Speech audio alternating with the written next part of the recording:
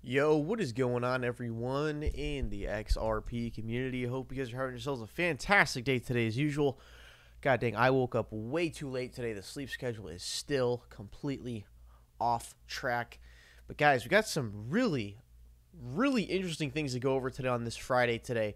Honestly, I'm just truly shocked because this is something that came out from Ripple that I was not even really aware of. And this is really hinting at the positive future for XRP price based on this information. Guys, check out the XRP charts real quick. We've been kind of going over this same chart every single video on the channel, but always like to recap it just very quickly.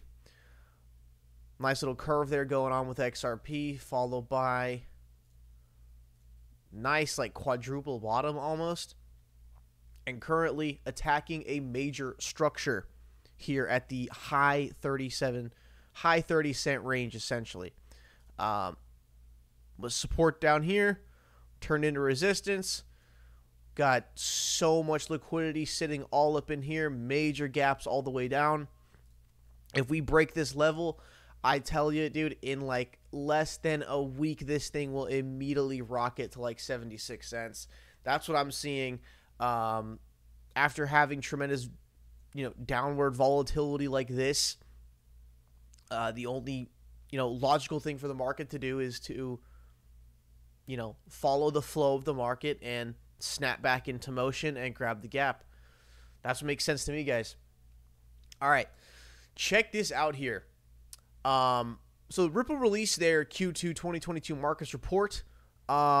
Honestly, I thought about reading just the whole thing for the video, but I don't really think that's necessary because we got kind of a really good gem right down here. Okay.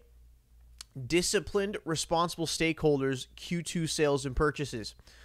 Last quarter, total XRP sales by Ripple net of purchases were $408 million versus $273 million USD in the previous quarter. But this is not just Ripple selling XRP on the open market, I do not believe. Because Ripple has continued to engage in sales solely related to ODL, and these volumes have ramped up substantially as Ripple's ODL business expanded globally.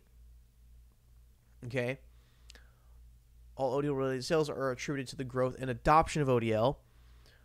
Ripple has been a buyer of XRP in the secondary market like they were back here, by the way. This is one thing I always want you guys to understand. Ripple, I think, did do some serious open market buying, I think about a year or 6-7 months before the SEC lawsuit. I remember reading a Ripple Insights article that they were buying open market XRP right here, and that is essentially Ripple pumping the price, and I believe it was also right here as well. Look at that, just nice steady uptrend, like a big boy is, buying little chunks every single day. Back in this zone, I do remember Ripple made the first ever announcement that they were buying open market XRP, and then look what ended up happening to the price in that medium term trajectory, right? Freaking thing skyrocketed. God dang, didn't sell any XRP at $2 a coin. We'll get back there, though. We'll get back there. So total sales by Ripple net of purchases ended the quarter at 0.47% of global XRP volume, according to crypto. Compare top tier volumes. Leases. Certain wallets that are being used for XRP sales also provide short-term leases to market makers and participants. This is worth noting given they are often incorrectly interpreted by market participants as sales. Leases are ultimately returned to Ripple. The total amount of leases outstanding in Q2 2022 was 115 million XRP. One last portion I want to read is just a little quick one right here. Ripple announced a partnership with FINCI, a Lithuanian money transfer provider, to deliver instant and cost-effective retail remittances and business-to-business payments using ODL, which leverages XRP for crypto-enabled cross-border payments. So the FINCI is Ripple's first customer in Lithuania, and the partnership represents the opening up of a new market for ODL, enabling FINCI's customers to make seamless payments between Europe and Mexico. Very exotic, illiquid corridor. So I want to read this kind of part on the update of the SEC lawsuit against Ripple, because this just came out from Ripple yesterday. All right. On July 12th, Judge Knepper denied the SEC's attorney-client privilege claims relating to drafts of a June 2018 speech by former SEC Director William Hinman, which included remarks on why he did not consider offers and sales of Bitcoin and Ethereum to be securities transactions. The SEC has indicated it will appeal Judge Knepper's decision. Hinman's infamous speech given 4 years ago was taken seriously by the industry, and there was and still is no clear guidance from the SEC on how they classify digital assets. Responsible industry players have asked for a workable regulatory framework, but the road to regulatory clarity for crypto in the U.S. is still murky at best.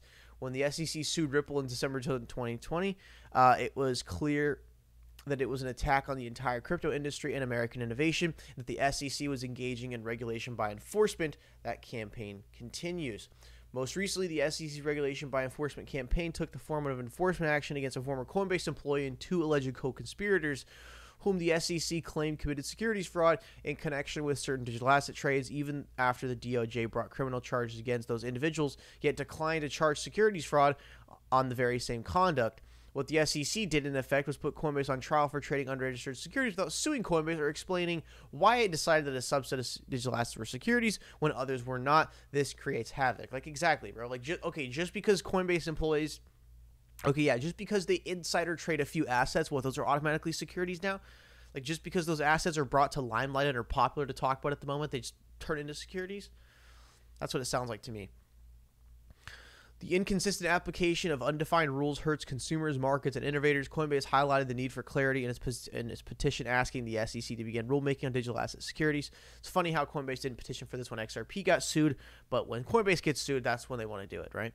A current CFTC commissioner also said the SEC case was a striking example of regulation by enforcement and urged a transparent ruling process. As she put it, regulatory clarity comes from being out in the open, not in the dark. We continue to push hard for a speedy resolution of the SEC lawsuit against Ripple and look forward to proving that Ripple did not violate securities laws. That is important, not just for Ripple, but as we said from day one, is important for the entire industry. Guys, great stuff from the Ripple Q2 market report. Great to hear ODL is booming and we are currently growing. XRP bank usage is currently growing at 9x year-over-year growth, and Q2 2022 was a record quarter for on-demand liquidity. All right, guys. Let's check out this next one. The same unidentified third party filed a sealed letter addressed to District Judge Torres, identifying the reports and transcripts that are subject of the sealing request. Next one. An unidentified third party filed a motion to seal portions of exhibits to the Daubert motions to protect the party's confidential business information and to protect privacy interests of its current and former representatives and employees. Sounds like somebody is scared and is getting desperate here. So, dear Judge Torres, this is a just unidentified third party, anonymous. What does Jeremy Hogan think, though? I think the unidentified third party is actually Chair Gensler himself in his individual capacity, of course. I'm surprised he hasn't tried to redact the public calendar of Jay Clayton. The day before Ripple lawsuit was filed, Jay Clayton met with Gensler. Why? Do you really think the next day's bombshell of lawsuit involving the third largest cryptocurrency in the world wasn't discussed? I believe Clayton and Gensler met also either in March or early April 2018, according to Clayton's calendar. Listen to Gensler discuss the E3 pass and says he does not think it will work. Guys, interesting stuff. Anonymous third party filing to seal portions of exhibits of the Daubert motions to protect parties' confidential business information and to protect privacy interests. It's current former representatives, employees. Yeah, unidentified third party, a.k.a., pretty much SEC, the people we don't like. All right. Last one, guys. Never before has a regulator claimed an asset is illegal per se, no matter who sells it, and it allows the entity it sued, Ripple, to sell that allegedly legal asset to help pay for a very high-priced lawyers to help win the case versus the regulator. Guys, that's going to be it for the headlines for today. Thank you so much for tuning in. Do smash the like, subscribe, check the link in the description, support the channel, and I'll see you guys in the next one.